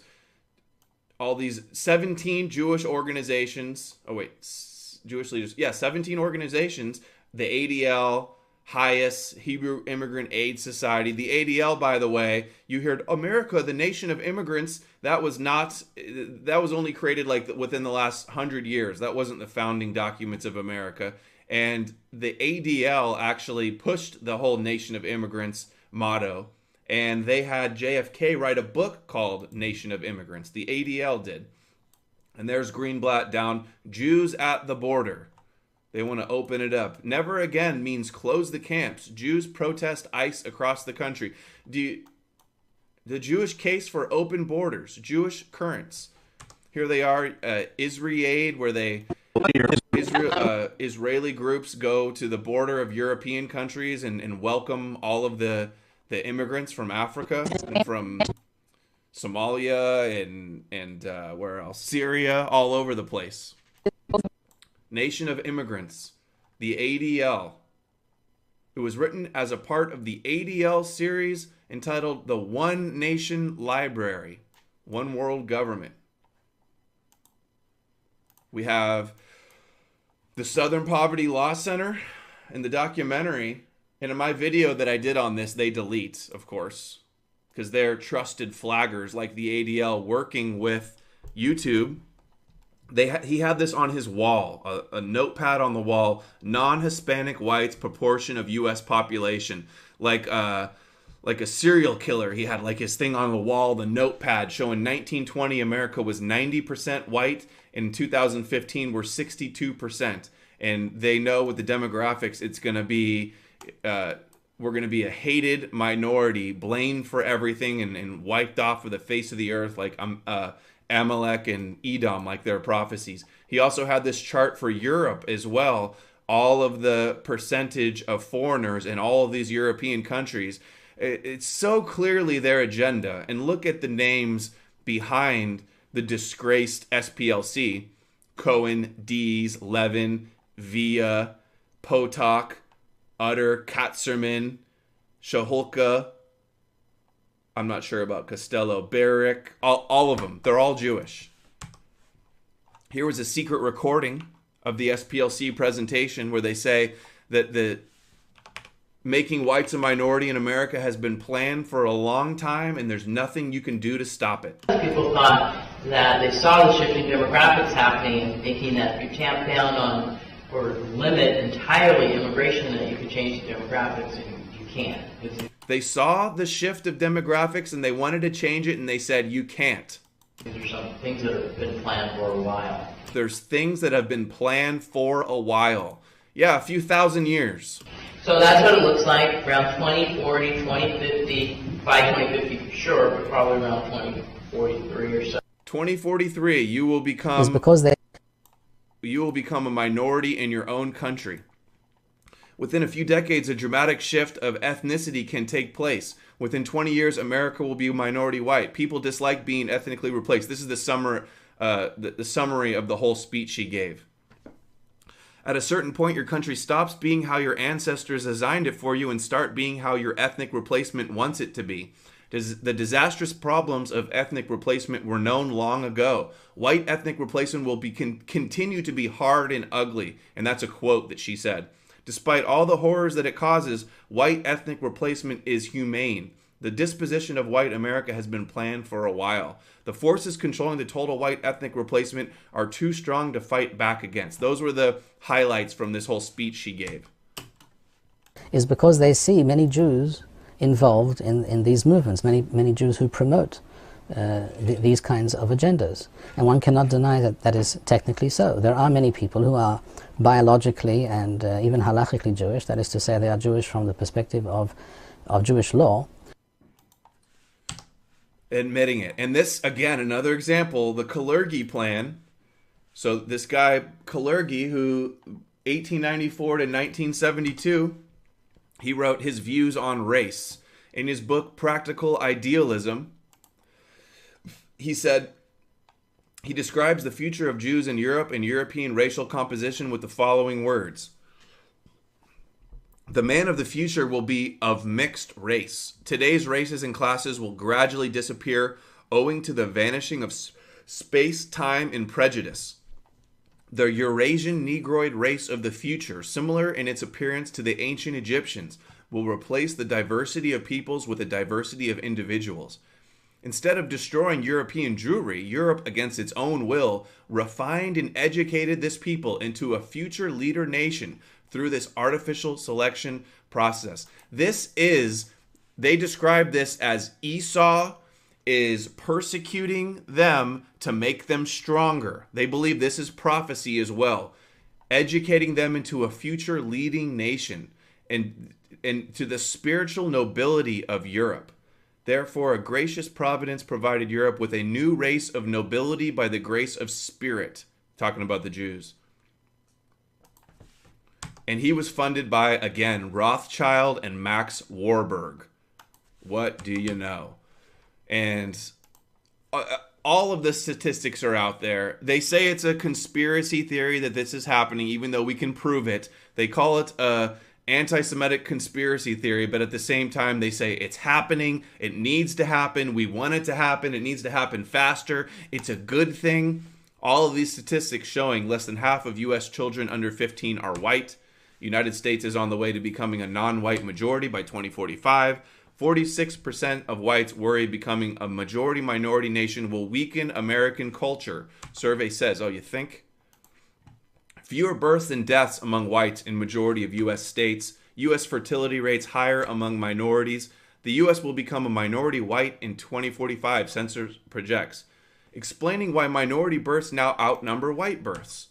White nationalists are right. America is becoming less white. And they make it seem like, whites just... we are a small percentage of the world. Blonde hair and blue eye, even more of a minority. And the whole world is technically like brown skin. And they want to get rid of us. We are their main target. See, Goldberg says we can replace them. America's getting less white, and that will save it. Here's Chabad.org. America's white militant neo-anti-Semitism. So remember the guy that was giving the speech I translated earlier where he goes, forget about the Muslims. 9/11 happened. Michael Chertoff was the first Homeland Security guy. All the Zionist neocons wrote the Patriot Act to set up this huge infrastructure to go after radical Islamic terrorists, and now they're shifting it all onto white supremacist, white nationalist, militant neo-anti-Semitism. It was set up for us all along. ADL, white supremacy. How dare the ADL talk when you think you're the chosen people and you wear a red Kabbalah bracelet, that the non-Jews are subordinate to you, you don't get to talk about other people being supremacists, especially when they don't even exist. White supremacists by default, how ordinary people made Charlottesville possible. Yeah, I have got some other theories I've covered in the past on what made Charlottesville possible. And it's theater, dialectic, bad stuff happening. They showed this picture of the KKK. As the KKK doesn't exist. If it is, it's a couple fringe losers or feds. They parade these pictures all over the place. They don't have any institutional power. There's no white supremacy epidemic, but they've convinced it. They've hyped up the media. White nationalism is killing us. Trending, Trump's terrorists, white supremacist terrorism. The internet is radicalizing white men. Big tech could be doing more. And they call me a white supremacist. I've never advocated for any form of supremacy. I think all supremacy is repugnant. White supremacy has triggered a terrorism panic. DHS warns against growing threat of white supremacist extremism online. So now anybody that stands up against this agenda, this clear agenda I've shown throughout this whole video, now you are domestic terrorist. White supremacist violence as big a threat as ISIS and Al-Qaeda. DHS is finally going after white supremacists. It's not going to be simple. FBI puts threat posed by racist extremists on par with ISIS. A national threat priority puts it on the same footing as ISIS. Where is the threat of Jewish supremacy? You can't even talk about Jewish supremacy without them calling you a supremacist. And my Jewish friend Gilad Atzman has the perfect quote: Jewish power is the power to silence opposition to Jewish power. That shows you who the real supremacists are, and who's really running things is the ones you cannot criticize. They criticize white people and white supremacy and all over the place, but you can't talk about Jewish power, showing that they are the ones with the true power.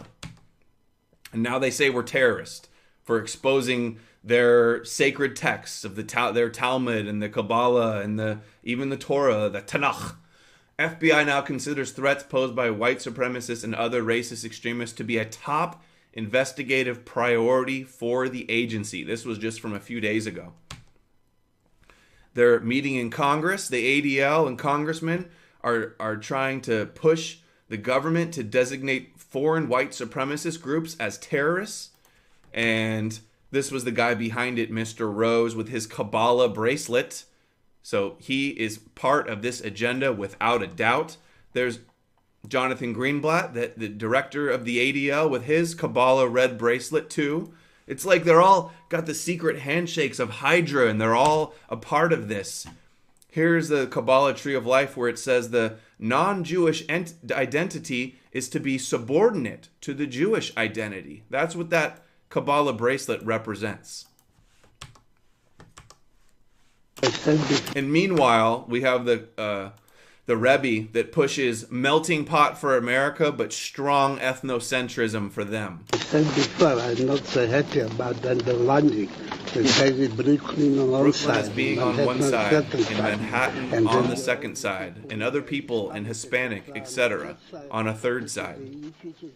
If it is a real melting pot, then certainly it must be a melting pot for all good things, with no differences. So there's the agenda. And the double standard. You Gentiles, written by Maurice Samuels, who is a Romanian-born Jewish writer focused on Judaism, the Jewish role in history and society, a leading member of the Zionist Organization of America, widely celebrated in Jewish circles and won many awards, including B'nai B'rith, where the ADL is a branch of. And he wrote, "We have outlived the most aptly organized nations. We have failed to imitate the Roman legion or the order of Jesus. We have survived the first and shall no doubt outlive the second." So Rome fell. Order of Jesus is, I guess, Christianity falls. Yet I have no doubt that when Germany and England and America will have lost their present identity or name or purpose, we shall still be strong in ours. And he wrote this in 1920s, I believe. Before Germany fell, he predicted that they would outlive Germany and England and America. It's Edom. They want to destroy Edom. You Gentiles, he writes, "We Jews, the destroyers, will remain the destroyers forever.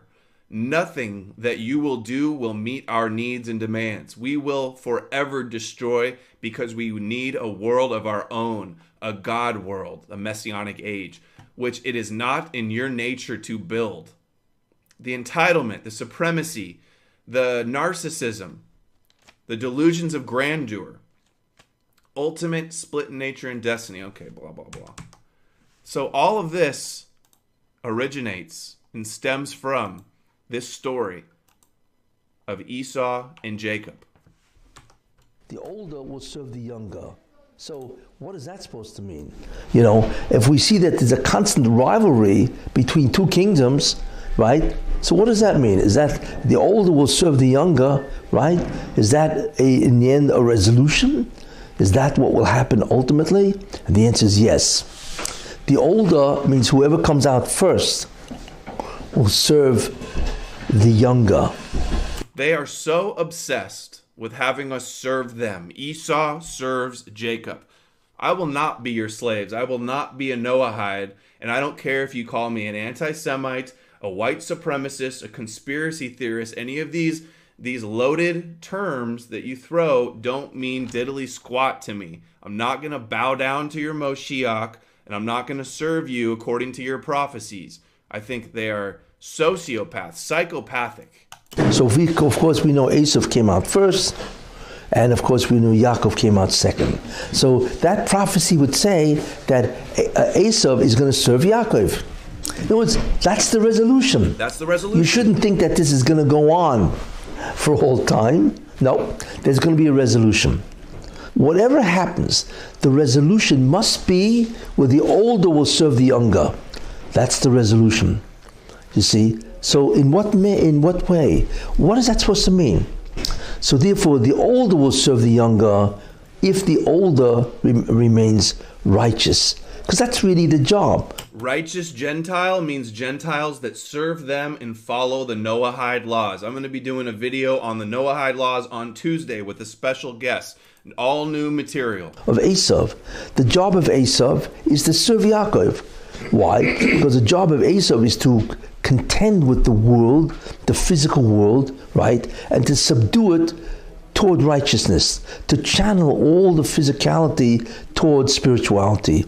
The job of the Gentiles. Gentiles were only put on earth to serve the Jews. This is what Ovadia Yosef says. This is the basis of their religion, and they're running around calling everybody else supremacists that points this out. And of course the job of Yaakov is spirituality. Esau can do it by becoming as an Ov. Interesting, right? He can do it by becoming a persecutory agent, which he became, right? or he could do it by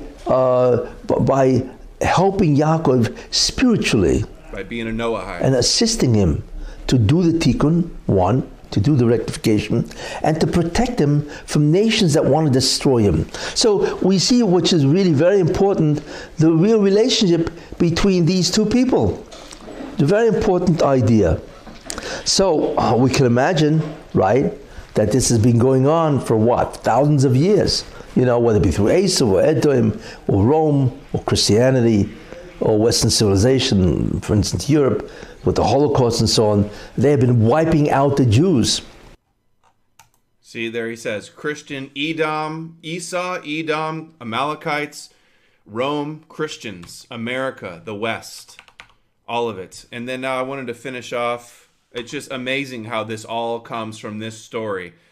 Hiding in plain sight. I haven't seen anybody talk about this before in this way and connect all these dots. I've been researching it for days, just in shock. And I really got to say that all of these attributes and these traits that they've had that come from this story, it really reminds me of narcissists. They have collective narcissism. Symptoms. Have an exaggerated sense of self-importance. They think they're chosen by God. They think they're destined to rule the world. They think they're going to heal the world. It's their duty and their destiny. Have a sense of entitlement and require constant, excessive admiration. They're entitled to the land of Israel. They're always talking about how superior they are. It's a weird dichotomy. It's like they're supremacists, but also have an inferiority complex. They've got issues. They expect to be recognized as superior, exaggerate achievements and talents, preoccupied with fantasies about success, power, and brilliance. Believe they are superior and can only associate with equally special people. They do that. Monopolize conversations and belittle or look down upon people they perceive as inferior, like Gentiles.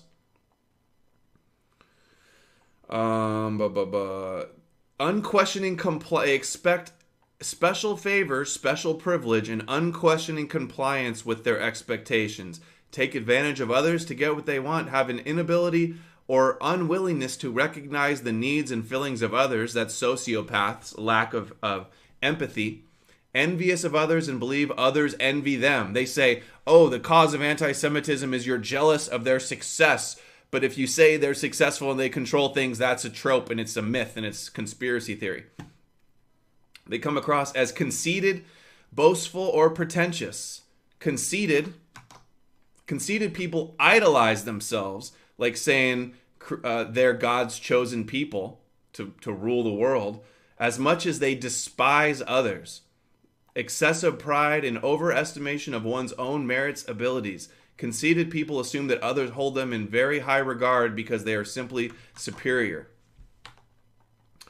Also, a lot of arrogance, having or revealing an exaggerated sense of one's own importance or abilities. I mean, all of these terms just describe them to the T. And megalomania, or megalomaniacal. That's a tough word to say. Delusions about one's own power or importance, typically as a symptom of manic or paranoid disorder. Another term, megalomaniacs. They have collective megalomania. That's the way I see it. What else? I don't know how you guys would describe it. Let me know in the comments below if you think I got anything wrong. What your thoughts on this? Spread the word. Don't let them get away with this Kabbalah inversion and projection. Like, share, subscribe. Follow No More News 2, BitChute, DLive. Buy a They Live t-shirt. Check out the Anti-Semitism Virus and Jews Explain Anti-Semitism. After watching this video, go back and watch these two videos and it'll all fall into place. It'll really make you realize what's going on here. And that's all. Thank everybody for watching. I'm Adam Green with No More News, and I will see you guys on Tuesday with a special Noahide Law new stream. Until then, see you guys next time.